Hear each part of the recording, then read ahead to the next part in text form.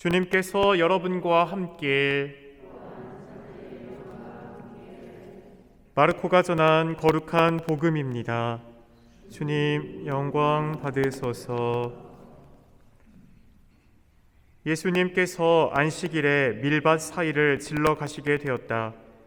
그런데 그분의 제자들이 길을 내고 가면서 밀 이삭을 뜯기 시작하였다. 바리사이들이 예수님께 말하였다. 보십시오. 저들은 어째서 안식일에 해서는 안 되는 일을 합니까? 그러자 예수님께서 그들에게 말씀하셨다. 다윗과 그 일행이 먹을 것이 없어 배가 고팠을 때 다윗이 어떻게 하였는지 너희는 읽어본 적이 없느냐? 에브야타르 대사제 때에 그가 하느님의 집에 들어가 사제가 아니면 먹어서는 안 되는 제사빵을 먹고 함께 있는 이들에게도 주지 않았느냐? 이어서 그들에게 말씀하셨다. 안식일이 사람을 위하여 생긴 것이지 사람이 안식일을 위하여 생긴 것은 아니다. 그러므로 사람의 아들은 또한 안식일의 주인이다.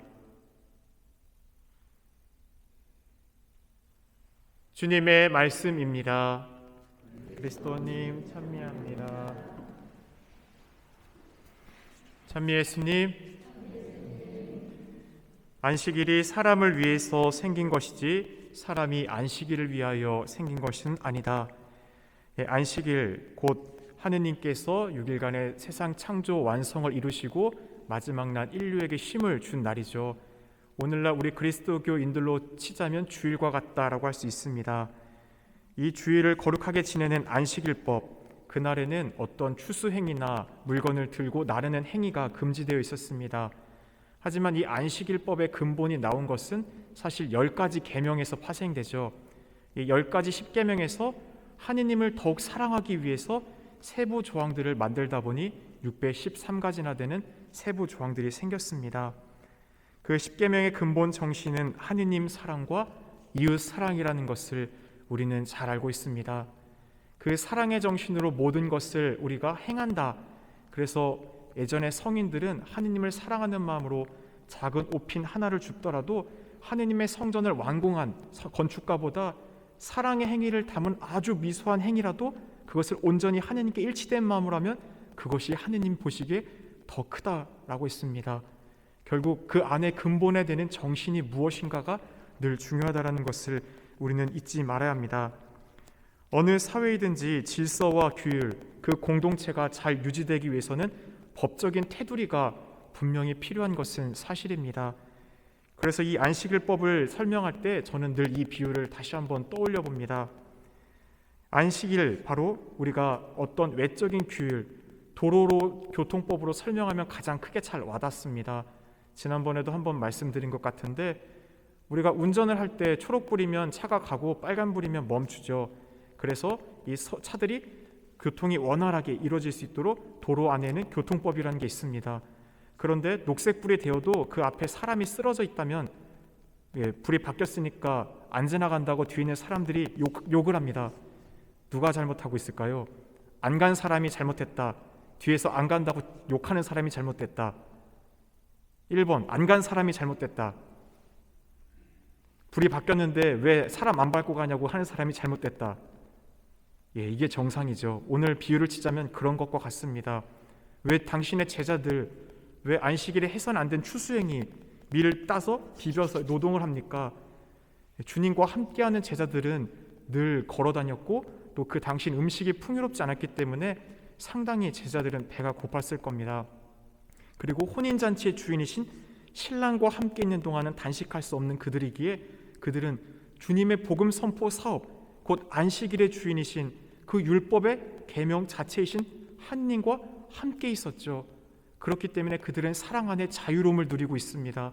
그러기에 그 밀 이삭을 한 행위는 단순한 노동이 아니라 하느님과 함께 복음 선포를 위해서 일을 하고 있던 중이죠.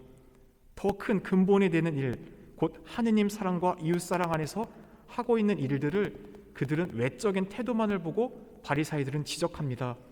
결국 이 도로교통법도 그 안에 사람이 있으면 어느 누가 녹색불이 되었다고 해서 그 사람을 밟고 지나가겠습니까? 사람을 살리라고 만든 것이 교통법이기 때문에 오히려 그 사람을 일으켜서 안전한 곳에 모셔놓고 그러고 사람들이 대처한 다음에 다음 신호를 기다리겠지요. 마찬가지입니다. 우리들이 모든 하는 행위 안에는 사랑의 정신이 있어야 됩니다. 왜 주일 미사에 참여합니까? 그것은 죽음에서 생명으로 넘어간 부활의 기쁨, 우리의 주인이신 주님께서 우리에게 주신 구원에 대한 기쁨을 주님과 함께 나누는 사랑의 마음에서 시작됩니다. 그런데 때로는 어떤 분들은 그 사랑의 마음이 점점 흐려지는 가운데 고해성사 보기 싫어서 나옵니다 라고 하신 분들도 저는 본 적이 있습니다. 주의를 지키는 이유가 하느님을 사랑하기 위해서가 아니라 성사 보기 싫어서 나옵니다. 이것은 외적인 규율에 얽매여 사는 겁니다. 무엇이 하느님 보시기에 올바른 삶의 모습이겠습니까? 근본 정신이 무엇인지를 우리가 늘 기억하지 않으면 사랑이 없어지는 순간 그것은 우리를 억압하는 하나의 도구가 될 뿐입니다. 마테오복음 12장 7절을 통해 예수님께서는 이런 말씀을 하셨습니다. 내가 바라는 것은 희생 제물이 아니라 자비다 하신 말씀이 무슨 뜻인지 너희가 알았더라면 죄 없는 이들을 단죄하지는 않았을 것이다. 희생 제물을 바치는 것이 규정된 율법의 준수라면 아무리 수천의 굿기름, 가장 좋은 황소와 번제 제물을 주님께 바친다 하더라도 그 가운데 주님을 향한 진정한 통회의 마음이 없다면 그것은 주님께 역겨운 제물이 될 뿐입니다. 자비를 베푸는 것이 율법을 제정한 근본 정신이듯이 결국 율법을 잘 지키는 것도 분명 중요하지만 그 율법을 왜 지켜야 되는지를 우리가 늘 잊고 살아서는 안 된다라는 것입니다. 사랑이 담긴 마음으로 우리가 일을 한다면 우리는 점점 자유로움을 느낄 수 있습니다. 그래서 아우구스티노 성인은 사랑하십시오. 그리고 하고 싶은 일을 하십시오. 라고 우리에게 말합니다. 사랑에 속해 있으면 어떤 것에도 지배받지 않고 자유로울 수 있다는 것입니다. 하지만 오늘의 복음 바리사이들처럼 사랑의 정신을 잃고 외적인 실천 유무에만 신경을 쓰기 시작한다면 우리의 행동 하나하나 규율에 구속되어 자유를 잃게 됩니다. 결국 그것은 낡은 가죽 부대처럼 주님의 새로운 사랑의 계명을 받아들이지 못하고 완고해질 따름이기 때문에 예전에 이렇게 했습니다. 그것은 맞지 않습니다. 라고 하는 가운데 혁신적인 주님의 사랑의 계명을 받아들이지 못하는 가운데 터져버리겠지요. 진리가 너희를 자유롭게 하리라고 주님은 우리에게 말씀하셨습니다. 자유롭게 사는 것은 바로 예수님께서 우리에게 주신 소명입니다. 그리고 그분은 우리가 자녀로서 진정 자유롭게 살기를 바라십니다. 자유란 길이요 진리요 생명이신 바로 하느님의 아들 외아들 주 예수 그리스도를 믿고 그분의 가르침을 실천하는 가운데 우리는 자유로워질 수 있습니다. 어느 일을 하든지 자유롭기 위해서는 예수님의 마음, 곧 예수님이 지니셨던 그 마음, 하느님께 순종하셨던 그 마음이 우리 안에 필요합니다. 하느님은 사랑이시다라는 것을 우리 모두 알고 있지만 머리가 아닌 가슴으로 그것을 정말 느끼고 깨달으며 살아가는지는 각자 자문해 보아야 할 것입니다. 하느님의 사랑을 체험하면 점점 맛들이는 가운데 우리는 아우구스티노 성인이 말씀하셨던 것처럼 그 사랑의 마음으로 모든 일을 하기에 진정 걸릴 것이 없는 예수님과 같은 그런 모습을 보여줄 수 있습니다. 사랑의 마음으로 이해하고 용서하고 배려하고 포용하며 때로는 다른 형제를 위해서 사랑의 질책도 할 수 있겠죠.